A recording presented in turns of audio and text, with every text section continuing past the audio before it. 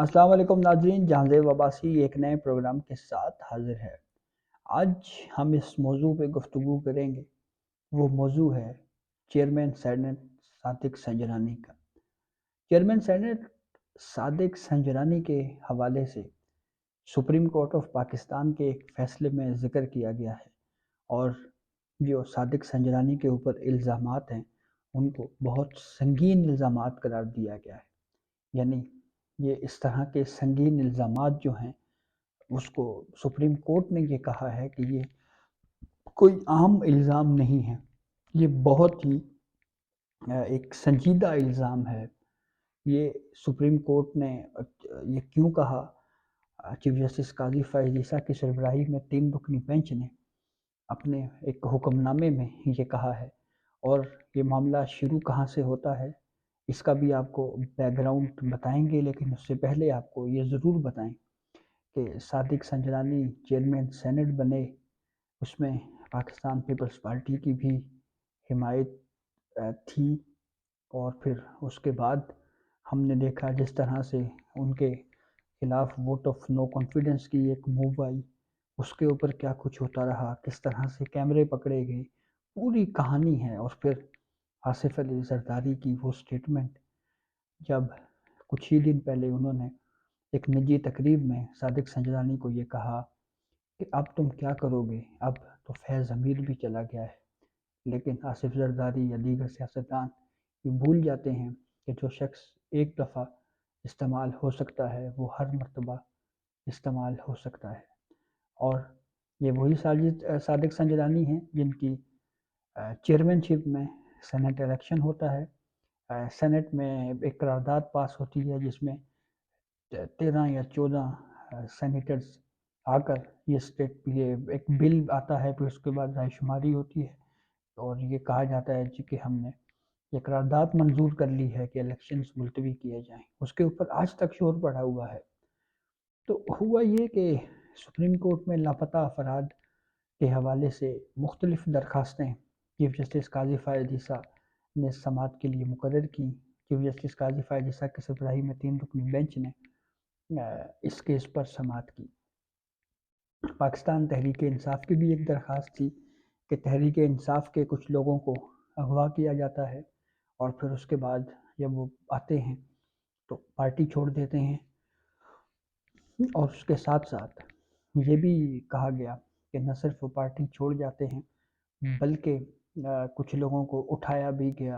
इमरान रियाज की मिसाल दी गई। तो सुप्रीम कोर्ट ने ये तो वाज़ेह किया है कि भाई जो वापस आ गया है उसको हम लापता नहीं कह सकते। हाँ, अगर कोई खुद से आके अगर कोई बात करना चाहे तो हम उस मामले को एड्रेस कर सकते हैं। इसी केस की समाअत के दौरान एडवोकेट शुएब शाहीन, जो तहरीक इंसाफ की नुमाइंदगी कर रहे थे सुप्रीम कोर्ट में, उन्होंने एक लापता बिल का भी हवाला दे दिया और ये कहा कि जब तहरीक इंसाफ की हुकूमत थी तो उस वक्त की वफाकी वज़ीर शीरी मज़ारी ने लापता अफराद के हवाले से एक बिल पेश किया। कौमी असम्बली से बिल होता हुआ जब सेनेट में आया तो लापता अफराद का बिल ही लापता हो गया। और इसके ऊपर फिर चीफ जस्टिस ऑफ पाकिस्तान ने यह कहा कि वो हुकूमत आपकी थी और आपकी हुकूमत की वोटों से चेयरमैन सेनेट जो हैं सादिक संजरानी, वो मुंतखब हुए थे और आपने इस हवाले से क्या किया।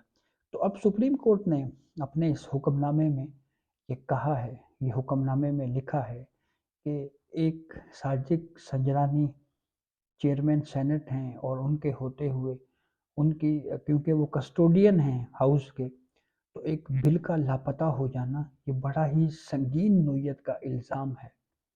ये बड़ा संगीन है, लेकिन क्योंकि वो हमारे सामने फ़रीक नहीं हैं तो हम इसलिए इस मामले को नहीं सुन सकते। अगर इसमें फ़रीक होते तो हम इस इशू को ले सकते थे। तो पाकिस्तान तहरीक इंसाफ को इस मामले पे कम अज़ कम जो है, अगर उनका कोई ग्रीवेंस है तो उनको चेयरमैन सेनेट को फ़रीक बनाना चाहिए। और फिर उसके बाद जो बिल लापता होने का मामला है, इसके ऊपर जो है वो क्या कार्रवाई हो सकती है, ये बहुत अहम होगा। लेकिन इसके साथ साथ आईने पाकिस्तान ने भी ये कहा हुआ है कि पार्लियामेंट की जो कार्रवाई है اس کو عدالتوں میں زیر بحث نہیں لایا جا سکتا، وہ پروٹیکٹڈ ہے۔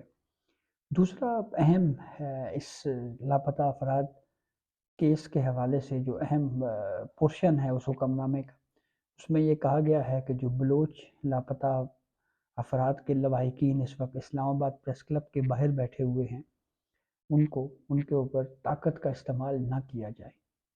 یعنی سپریم کورٹ نے ان کے پرامن احتجاج کو درست قرار دے دیا ہے اور یہ کہا ہے کہ ان کا جو پروٹیسٹ ہے وہ ٹھیک ہے، وہ پرامن ہے، اور ان کو خلاف قانون جو ہے وہاں سے جو ہے وہ نہ ہٹایا جائے، کیونکہ سپریم کورٹ ہی ایک فیصلہ دے چکی ہے کہ پرامن احتجاج ہر شہری کا بنیادی حق ہے۔ فیض آباد دھرنا کیس میں بھی یہی اصول سپریم کورٹ نے جو ہے وہ طے کیا ہے۔ اور پھر لاپتہ افراد کے حوالے سے سپریم کورٹ نے وفاقی حکومت سے بھی یہ یقین دہانی مانگی ہے کہ ہمیں تحریری طور کے اوپر متعلقہ جو وزارتیں ہیں ان کے انتہائی اعلیٰ حکام کے دستخط شدہ ایفیڈیوٹس یا یقین دہانیاں کروائی جائیں تحریری طور کے اوپر کہ اب کسی بھی شخص کو غیر قانونی طریقے سے اٹھایا نہیں جائے گا، لاپتہ نہیں کیا جائے گا۔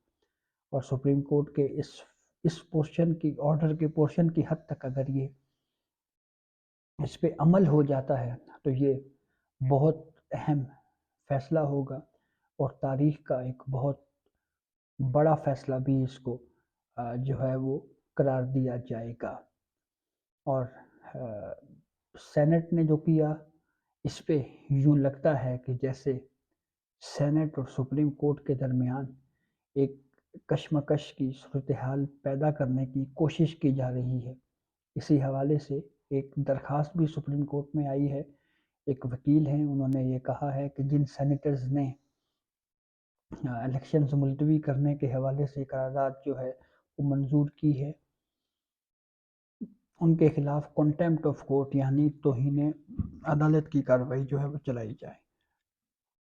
حالانکہ جیسے میں نے آپ کو ذکر کیا کہ پارلیمنٹ میں کی گئی جو کارروائی ہے، جو پروسیڈنگ ہے، اس کو آئین نے پروٹیکٹ کیا ہوا ہے اور یہ کہا ہے کہ عدالتیں اس کو زیر بحث نہیں لا سکتی۔ یہ الگ بات کہ ماضی میں میاں محمد نواز شریف نے پارلیمنٹ میں بطور پرائم منسٹر تقریریں کی اور ان تقریروں کی بنیاد کے اوپر ہمارے سپریم کورٹ کے منصفوں نے نااہل کر دیا ایک الیکٹڈ پرائم منسٹر کو، اور پھر اس کے بعد پہلے کچھ فیصلے اور دیے جاتے رہے اور بعد میں کچھ اور کہانیاں بیان کی جاتی رہی۔ سپریم کورٹ نے لاپتہ افراد کیس کے اس حکم نامے میں یہ بھی کہا ہے کہ لاپتہ افراد کمیشن نے اب تک جتنے بھی پروڈکشن آرڈرز جاری کیے ہیں ان سب کی ڈیٹیلز ہمیں شیئر کی جائیں۔ یہ بھی بہت اہم کیس ہے اور دیکھنا ہے کہ اس کا آگے چل کے کیا کنکلوژن نکلتا ہے، کیا فیصلہ دیا جاتا ہے۔ تو یہ اب تک کی اپڈیٹ تھی جسے میں آپ کو آگاہ کیا۔ بہت شکریہ۔